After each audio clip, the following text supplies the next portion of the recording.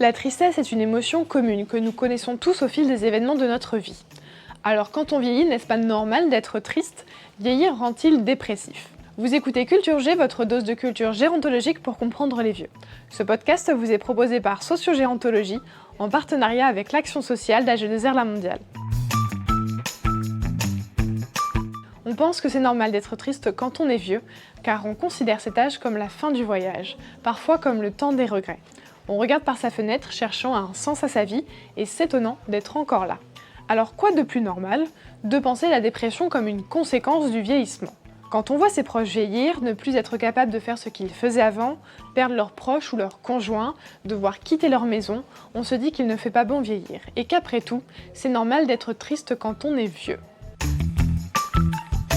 Le problème d'associer la tristesse à la vieillesse est que l'on n'arrive plus à distinguer le normal du pathologique.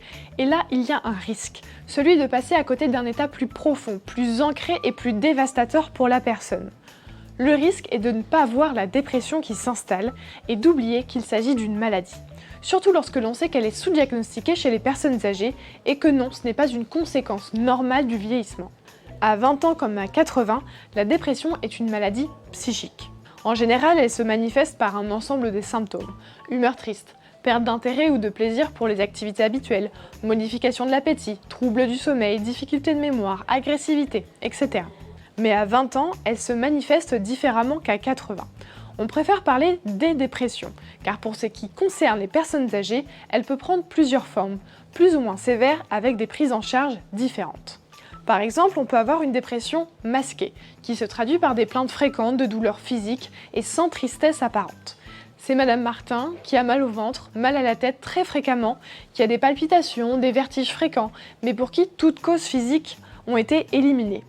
Une fois cette hypothèse explorée, il faut poser celle d'une cause psychique. Il existe aussi les dépressions hostiles, davantage marquées par une attitude agressive, un refus de sortir pour se protéger de l'indifférence. C'est par exemple Monsieur Dupont, toujours un peu agressif quand il vous parle et qui ne veut plus sortir de chez lui. La liste est non exhaustive, car ce qui est important à retenir, c'est que la dépression est une maladie sous-diagnostiquée chez les personnes âgées. Tout d'abord, les symptômes classiquement attendus ne sont pas forcément les mêmes pour une population âgée. Les professionnels recommandent donc de la rechercher systématiquement, plutôt que d'attendre la manifestation de ces symptômes.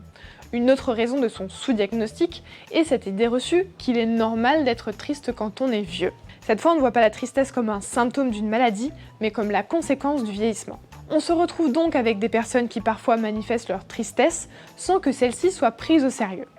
Et d'autres qui manifestent ce mal-être d'une façon déguisée, de sorte que l'on peut facilement passer à côté.